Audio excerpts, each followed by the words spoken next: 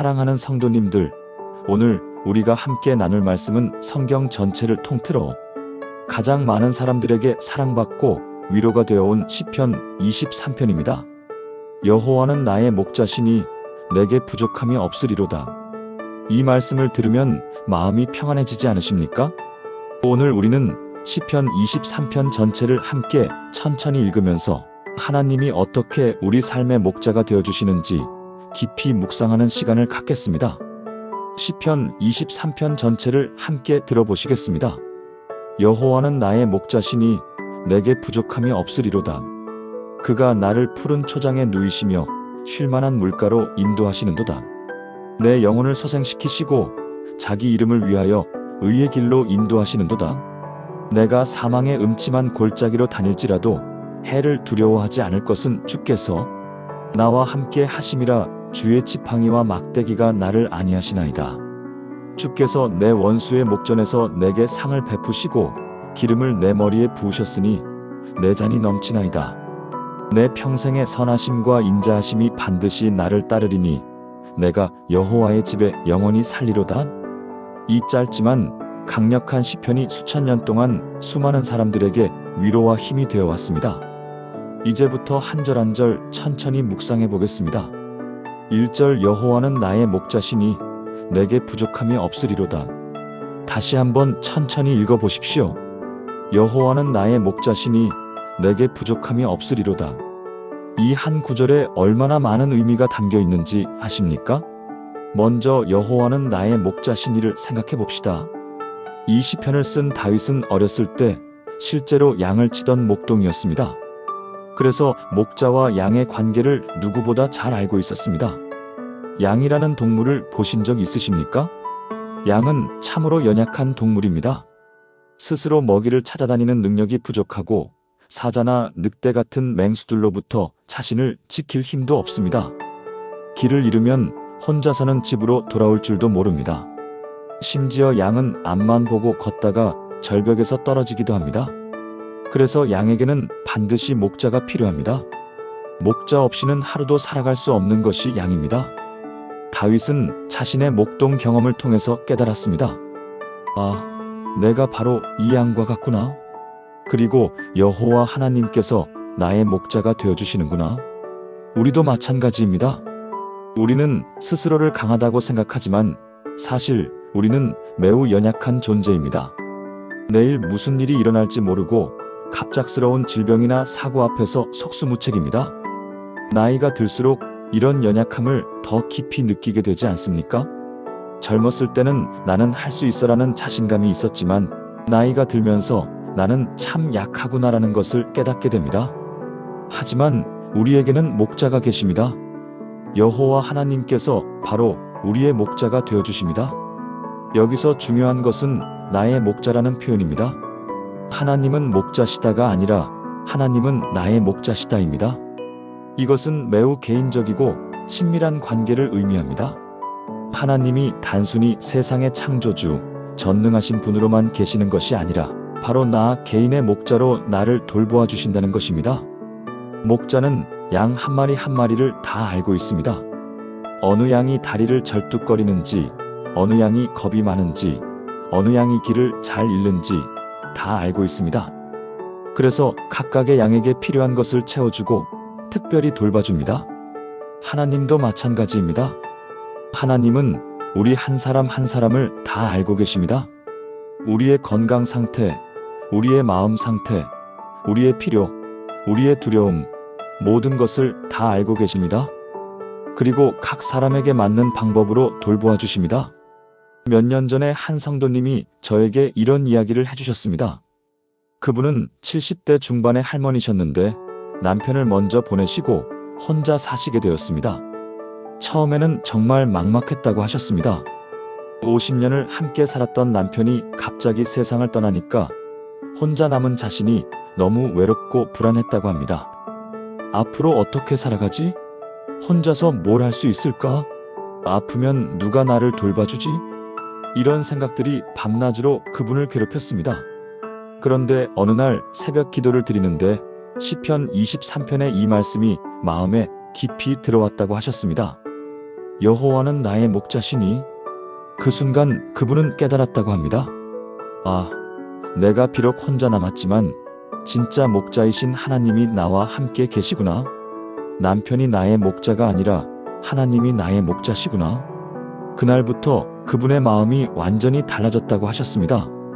여전히 남편이 그립고 외로울 때도 있지만 더 이상 절망하거나 두려워하지 않게 되었다고 합니다. 하나님이 나의 목자가 되어주신다는 확신이 생기니까 모든 상황이 다르게 보이기 시작했다는 것입니다. 그 다음 구절을 보십시오. 내게 부족함이 없으리로다. 이 말씀을 어떻게 이해해야 할까요? 많은 사람들이 이 구절을 오해합니다. 아, 하나님이 나의 목자시면 돈도 많아지고 건강도 완벽해지고 모든 것이 풍족해지겠구나 하고 생각합니다. 하지만 그런 뜻이 아닙니다. 부족함이 없다는 것은 내가 정말로 필요한 것은 다 채워주신다는 뜻입니다.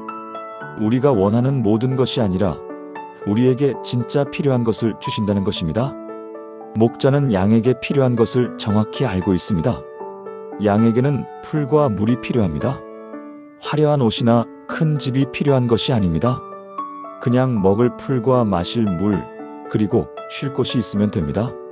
하나님도 우리에게 진짜 필요한 것이 무엇인지 아십니다. 물론 우리는 이것저것 많은 것을 원합니다.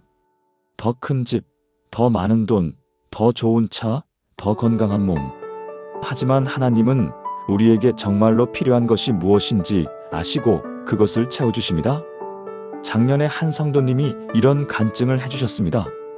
그분은 60대 후반의 남성분이셨는데 자영업을 하시다가 사업이 어려워져서 많은 빚을 지게 되었습니다. 매일 채권자들의 전화에 시달리고 밤에는 걱정 때문에 잠을 이루지 못했다고 합니다. 그런데 어느 날 새벽 기도 중에 이 말씀을 묵상하게 되었답니다. 내게 부족함이 없으리로다. 아, 내가 지금 큰 빚을 지고 있지만 정말로 필요한 것은 하나님이 채워주시는구나. 오늘 먹을 양식, 오늘 살 집, 오늘 필요한 힘, 이런 것들은 하나님이 주시는구나. 그날부터 그분은 먼 미래를 걱정하지 않고 오늘 하루하루를 하나님을 의지하며 살기로 결심했다고 합니다. 그리고 할 수 있는 최선을 다해서 일하고 조금씩 빚을 갚아나갔습니다. 놀라운 것은 그렇게 하루하루를 살아가는 동안 정말로 필요한 것들이 때를 따라 공급되었다는 것입니다.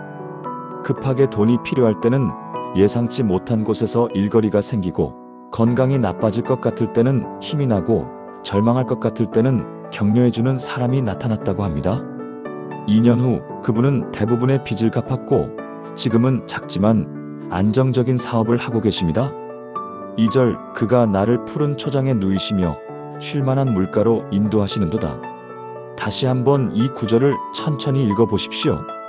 그가 나를 푸른 초장에 누이시며 쉴만한 물가로 인도하시는도다. 여기서 푸른 초장과 쉴만한 물가가 무엇을 의미할까요? 양에게 푸른 초장은 먹이가 있는 곳입니다. 배를 채울 수 있는 곳입니다. 쉴만한 물가는 목마름을 해소하고 몸을 씻을 수 있는 곳입니다.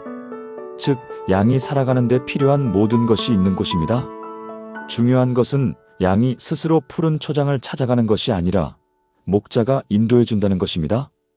양은 어디에 좋은 풀이 있는지 모릅니다. 그냥 눈앞에 보이는 풀만 먹다가 길을 잃거나 위험한 곳으로 가기도 합니다. 하지만 목자는 어디에 가장 좋은 풀이 있는지, 어디에 깨끗한 물이 있는지 알고 있습니다. 그래서 양을 그곳으로 인도해 줍니다. 우리도 마찬가지입니다. 우리는 종종 무엇이 우리에게 진짜 좋은 것인지 모릅니다. 눈앞에 보이는 것, 당장 좋아 보이는 것만 쫓아가다가 오히려 힘들어지기도 합니다. 하지만 하나님은 우리에게 진짜 필요한 것이 무엇인지 아시고 우리를 그곳으로 인도해 주십니다. 푸른 초장에 누이신다는 표현에 주목해 보십시오. 서게 하신다가 아니라 누이신다입니다. 이것은 쉼을 의미합니다. 하나님은 우리를 쉬게 하십니다. 우리가 너무 지쳐서 쓰러지기 전에 우리를 쉬게 하십니다. 몇 년 전에 한 성도님이 이런 간증을 하셨습니다. 그분은 평생을 너무 바쁘게 살아오셨습니다. 젊었을 때는 가족 먹여 살리느라 바쁘고, 중년에는 자녀들 뒷바라지하느라 바쁘고, 나이가 들어서도 이것저것 할 일이 많아서 쉴 틈이 없었다고 합니다. 그러다 보니 몸도 마음도 지쳐서 모든 것이 힘들어졌습니다. 교회도 억지로 나오고 기도도 형식적으로 하고 삶의 기쁨이 없어졌습니다. 그런데 어느 날 몸이 아파서 병원에 입원하게 되었습니다. 큰 병은 아니었지만 2주 정도 입원해야 했습니다. 처음에는 이렇게 누워있으면 안 되는데 하면서 초조해했는데 며칠 지나니까 오히려 마음이 편해지더라고 하셨습니다. 할 일이 없으니까 그냥 성경을 읽고 기도하고 찬송을 부르는 시간이 많아졌습니다. 그러면서 그분은 깨달았다고 합니다. 아, 하나님이 나를 푸른 초장에 누이신 거구나. 내가 너무 바쁘게 살면서 하나님과의 시간을 잃어버리고 있었는데 하나님이 이렇게 쉬게 하시는구나. 퇴원한 후 그분은 생활 패턴을 바꾸셨습니다. 아무리 바빠도 매일 아침 30분은 하나님과의 시간으로 지키기로 했습니다. 성경을 읽고 기도하고 묵상하는 시간을 가진 것입니다. 그랬더니 신기하게도 하루가 더 여유로워지고 마음의 평안이 찾아왔다고 합니다. 같은 일을 해도 전보다 스트레스를 덜 받고 감사하는 마음이 생기고 삶이 즐거워졌다고 하셨습니다. 쉴만한 물가로 인도하시는도다. 물가는 목마름을 해소하는 곳입니다. 우리 영혼도 목마를 때가 있습니다. 세상의 것들로는 채워지지 않는 갈증이 있습니다. 그럴 때 하나님은 우리를 쉴만한 물가로 인도하셔서 우리의 영혼을 만족시켜 주십니다. 3절 내 영혼을 소생시키시고 자기 이름을 위하여 의의 길로 인도하시는도다. 이 구절을 다시 한번 읽어보십시오. 내 영혼을 소생시키시고 자기 이름을 위하여 의의 길로 인도하시는도다. 내 영혼을 소생시키신다는 표현이 참 아름답지 않습니까? 소생시킨다는 것은 죽어가던 것을 다시 살린다는 뜻입니다. 우리의 영혼이 지치고 메말라서 죽어갈 때 하나님이 다시 살려주신다는 것입니다. 살다 보면 영혼이 지칠 때가 있습니다. 아무리 기도해도 응답이 없는 것 같고 아무리 노력해도 상황이 나아지지 않고 모든 것이 무의미하게 느껴질 때가 있습니다. 이럴 때 우리의 영혼은 메말라가고 죽어갑니다. 하지만 하나님은 그런 우리의 영혼을 소생시켜 주십니다. 몇 년 전에 한 성도님이 이런 고백을 하셨습니다. 그분은 70대 초반의 여성분이셨는데 몇 년 전에 남편과 사별하셨습니다. 50년 넘게 함께 살았던 남편을 잃으니까 삶의 의미를 잃어버렸다고 하셨습니다. 아침에 눈을 떠도 일어나고 싶지 않고 밥을 먹어도 맛이 없고 사람을 만나도 즐겁지 않았습니다. 교회도 나가기 싫어서 몇 달 동안 나오지 않았습니다. 그런데 어느 날 교회 권사님이 찾아오셔서 집사님, 우리 함께 새벽 기도 나가요라고 권유하셨습니다. 처음에는 거절했지만 권사님이 계속 찾아오셔서 결국 함께 새벽 기도에 나가게 되었습니다. 첫날은 정말 형식적으로 나갔는데 며칠 지나니까 조금씩 마음이 달라지더라고 하셨습니다. 새벽 기도에서 하나님의 말씀을 듣고 찬양을 부르고 기도하면서 조금씩 영혼에 생기가 돌기 시작했습니다. 한 달 후에는 아침에 일어나는 것이 기대되고 하루를 살아갈 힘이 생기고 다시 삶의 의미를 찾게 되었다고 하셨습니다. 그분이 이렇게 말씀하시더라고요. 목사님, 정말 하나님이 내 영혼을 소생시켜 주셨어요. 죽은 것처럼 살던 내가 다시 살아났어요. 자기 이름을 위하여 의의 길로 인도하시는도다.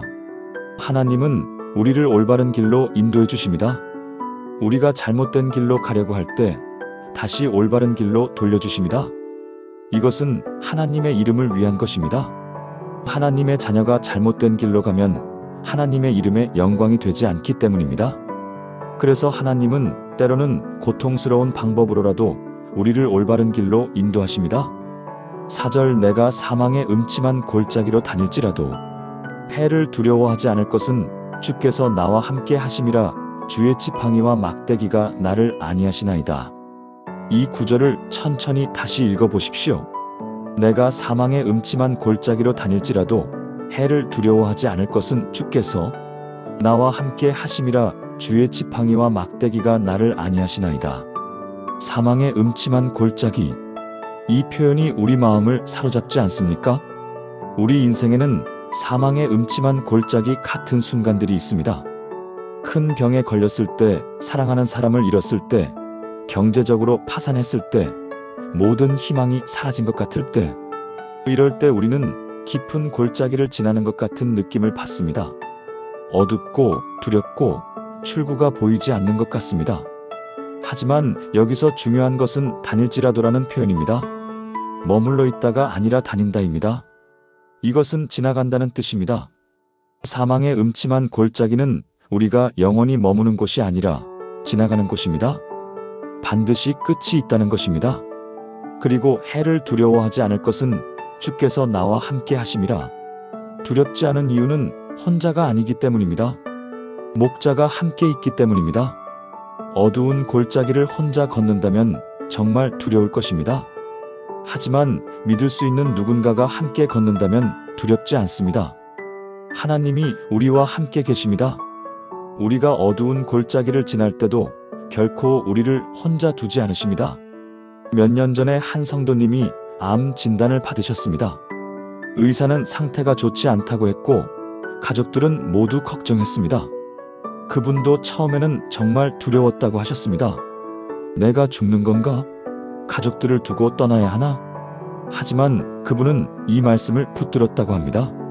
내가 사망의 음침한 골짜기로 다닐지라도 해를 두려워하지 않을 것은 주께서 나와 함께 하심이라.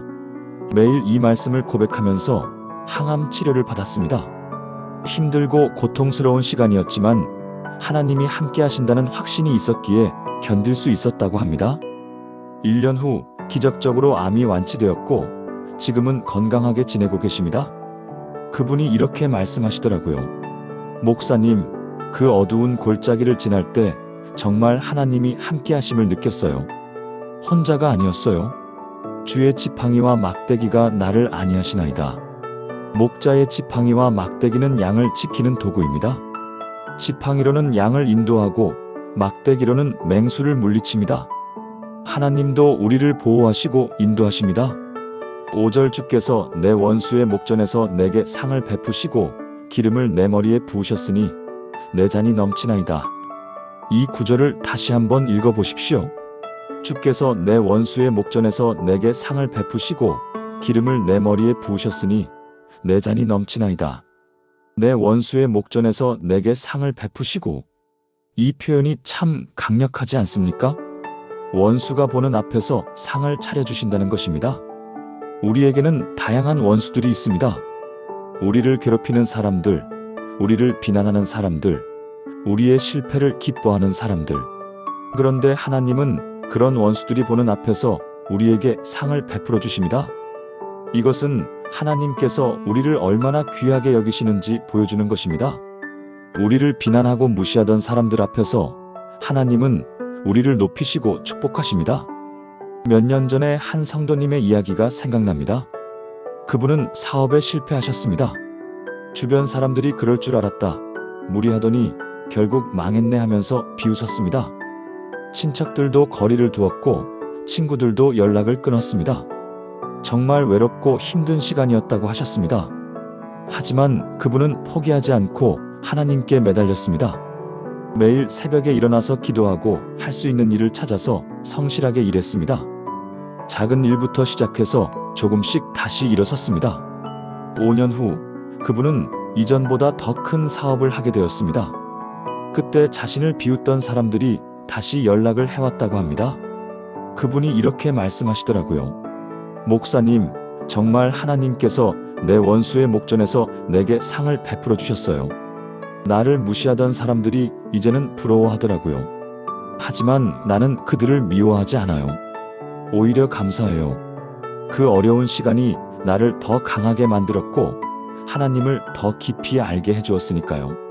기름을 내 머리에 부으셨으니, 기름을 붓는 것은 특별한 축복과 선택을 의미합니다.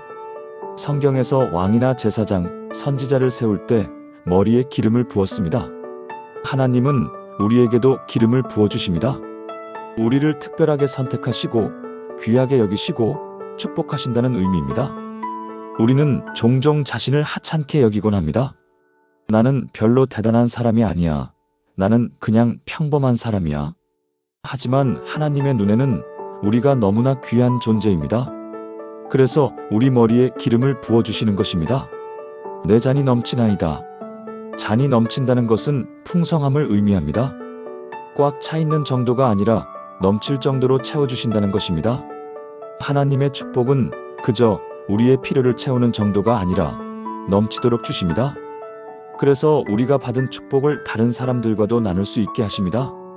한 성도님이 이런 간증을 하셨습니다. 그분은 오랫동안 경제적으로 어려웠습니다.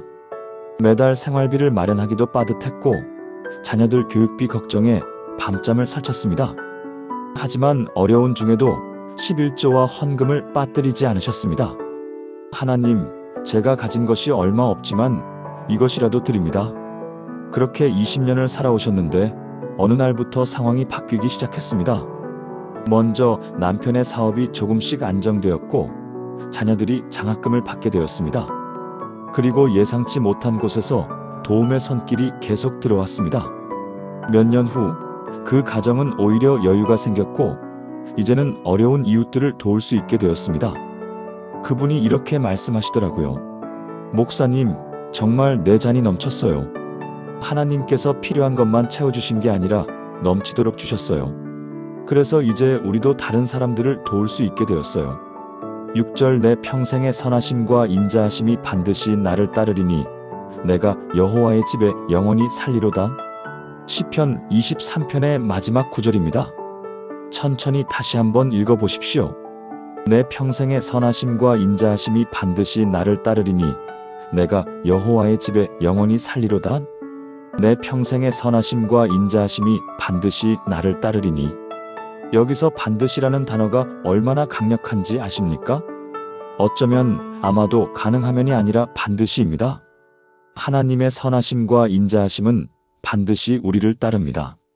우리가 좋을 때만이 아니라 어려울 때도, 우리가 성공할 때만이 아니라 실패할 때도, 우리가 건강할 때만이 아니라 아플 때도 하나님의 선하심과 인자하심은 반드시 우리를 따릅니다. 따른다는 표현도 의미심장합니다. 우리가 하나님을 찾아가는 것이 아니라 하나님의 선하심과 인자하심이 우리를 따라온다는 것입니다. 우리가 하나님을 잊어버릴 때도, 우리가 하나님께서 멀어졌다고 느낄 때도 하나님의 선하심과 인자하심은 여전히 우리를 따라오고 있습니다. 마치 목자가 길 잃은 양을 찾아다니듯이 하나님은 우리를 끝까지 따라오십니다. 한 성도님이 이런 이야기를 해주셨습니다. 그분은 젊었을 때 교회를 다니다가 세상으로 나갔습니다. 사업이 잘 되고 돈이 생기니까 하나님이 필요 없다고 생각했습니다. 교회도 나가지 않고 기도도 하지 않고 완전히 하나님을 떠나서 살았습니다. 하지만 10년 후 그분의 사업이 망하고 건강도 나빠졌습니다. 모든 것을 잃고 절망에 빠져 있을 때 오래전 함께 신앙생활하던 친구가 찾아왔습니다. 그 친구가 우리 다시 교회 나가자고 권유했고 결국 다시 교회로 돌아오게 되었습니다. 교회로 돌아온 그날 시편 23편 말씀을 듣게 되었는데 이 구절이 마음에 깊이 들어왔다고 합니다. 내 평생의 선하심과 인자하심이 반드시 나를 따르리니 그때 깨달았답니다. 아, 내가 하나님을 떠났지만 하나님은 나를 떠나지 않으셨구나. 하나님의 선하심과 인자하심이 계속 나를 따라다니면서 결국 나를 다시 하나님께로 돌아오게 하셨구나. 그분은 눈물을 흘리며 회개하고 다시 신앙생활을 시작했습니다. 지금은 열심히 신앙생활 하시면서 자신처럼 방황하는 사람들을 도와주는 일을 하고 계십니다. 내가 여호와의 집에 영원히 살리로다. 이것은 궁극적인 소망입니다. 이 땅에서의 삶이 끝나도 우리는 여호와의 집에 영원히 살게 될 것입니다. 천국에서 하나님과 함께 영원히 살게 될 것입니다. 이 소망이 있기에 우리는 이 땅에서의 어려움을 견딜 수 있습니다. 이 땅에서의 고통이 아무리 크다 해도 그것은 잠시뿐입니다. 영원한 하나님 나라에 비하면 아주 짧은 순간입니다. 나이가 들면서 우리는 점점 더 이 진리를 깊이 깨닫게 됩니다. 젊었을 때는 이 땅에서의 삶이 전부인 것처럼 살았지만 나이가 들수록 이 땅은 잠시 머무는 곳이고 진짜 우리 집은 하늘나라구나라는 것을 알게 됩니다. 주변에서 친구들이 하나둘 세상을 떠나는 것을 보면서 나도 언젠가는 이 땅을 떠나겠구나라는 생각을 하게 됩니다. 하지만 두렵지 않습니다. 왜냐하면 우리는 여호와의 집에 영원히 살게 될 것이기 때문입니다. 작년에 한 성도님이 임종을 앞두고 계셨습니다. 병원에 찾아갔더니 그분이 너무나 평안한 얼굴로 누워 계셨습니다. 제가 어떻게 이렇게 평안하십니까? 라고 여쭤보니 그분이 이렇게 말씀하시더라고요. 목사님, 내가 여호와의 집에 영원히 살게 될 것을 알기 때문에 두렵지 않아요. 오히려 기대돼요. 곧 주님을 만나러 가는 거잖아요. 며칠 후 그분은 정말 평안히 하나님 품으로 가셨습니다. 장례식에서 가족들도 너무 슬퍼하지 않았습니다. 왜냐하면 그분이 더 좋은 곳으로 가셨다는 것을 알기 때문이었습니다. 사랑하는 성도님들, 지금까지 우리는 시편 23편 전체를 함께 묵상했습니다. 여호와는 나의 목자시니 내게 부족함이 없습니다. 그분이 나를 푸른 초장에 누이시며 쉴만한 물가로 인도하십니다. 내 영혼을 소생시키시고 의의 길로 인도하십니다. 사망의 음침한 골짜기를 지날 때도 주께서 함께 하시니 두렵지 않습니다. 원수 앞에서도 상을 베푸시고 내 잔을 넘치게 하십니다. 평생의 선하심과 인자하심이 나를 따르고 여호와의 집에 영원히 살게 됩니다. 이 얼마나 놀라운 약속입니까? 이 말씀이 단순히 아름다운 시로만 남지 않고 우리 삶의 실제가 되기를 간절히 바랍니다. 지금 혹시 어려운 상황에 계신 분이 계십니까? 건강이 좋지 않으신 분, 경제적으로 힘드신 분, 가족 문제로 고민하시는 분, 외롭고 힘드신 분, 이 시편 23편의 말씀을 붙잡으시기 바랍니다. 여호와는 나의 목자시니 내게 부족함이 없습니다. 이 고백을 매일 하시기 바랍니다. 아침에 눈을 뜰 때 여호와는 나의 목자시니, 힘든 일이 생길 때 주께서 나와 함께 하시니, 밤에 잠들기 전에 내 평생의 선하심과 인자하심이 반드시 나를 따르리니, 이렇게 고백하며 살아가시기 바랍니다. 그러면 하나님께서 정말로 여러분의 목자가 되어주실 것입니다. 여러분을 푸른 초장으로 인도하시고 쉴만한 물가로 인도하실 것입니다. 영혼을 소생시켜 주시고 어두운 골짜기를 지날 때도 함께 하실 것입니다. 원수 앞에서 상을 베풀어 주시고 잔을 넘치게 하실 것입니다. 그리고 언젠가는 여호와의 집에서 영원히 함께 살게 될 것입니다. 이것이 바로 시편 23편이 우리에게 주는 놀라운 약속입니다. 이 약속을 믿으시기 바랍니다. 이 약속을 붙잡으시기 바랍니다. 그러면 여러분의 삶에도 놀라운 기적이 일어날 것입니다. 하나님이 목자가 되어주시는 삶, 그것보다 더 복된 삶은 없습니다. 오늘 이 시간 여러분 모두가 여호와는 나의 목자시니 내게 부족함이 없으리로다를 진심으로 고백하시고 그 고백대로 살아가시기를 간절히 축복합니다. 마지막으로 시편 23편 전체를 다시 한번 천천히 읽어보겠습니다. 이번에는 여러분도 함께 마음으로 따라 읽으시면서 이 말씀이 여러분의 고백이 되게 하시기 바랍니다. 여호와는 나의 목자시니 내게 부족함이 없으리로다. 그가 나를 푸른 초장에 누이시며 쉴만한 물가로 인도하시는도다. 내 영혼을 소생시키시고 자기 이름을 위하여 의의 길로 인도하시는도다. 내가 사망의 음침한 골짜기로 다닐지라도 해를 두려워하지 않을 것은 주께서 나와 함께 하심이라. 주의 지팡이와 막대기가 나를 안위하시나이다. 주께서 내 원수의 목전에서 내게 상을 베푸시고 기름을 내 머리에 부으셨으니 내 잔이 넘치나이다. 내 평생의 선하심과 인자하심이 반드시 나를 따르리니 내가 여호와의 집에 영원히 살리로다. 아멘. 하나님의 크신 은혜와 평강이 여러분과 함께 하시기를 간절히 기도합니다. 여러분 모두가 하나님을 목자로 모시고 그분의 인도하심을 따라 복된 삶을 살아가시기를 축복합니다. 오늘 하루도 내일도 그리고 평생 동안 하나님의 선하심과 인자하심이 여러분을 따르기를 축원합니다. 그리고 마지막 날에는 여호와의 집에서 영원히 함께 살게 되기를 간절히 기도합니다. 샬롬.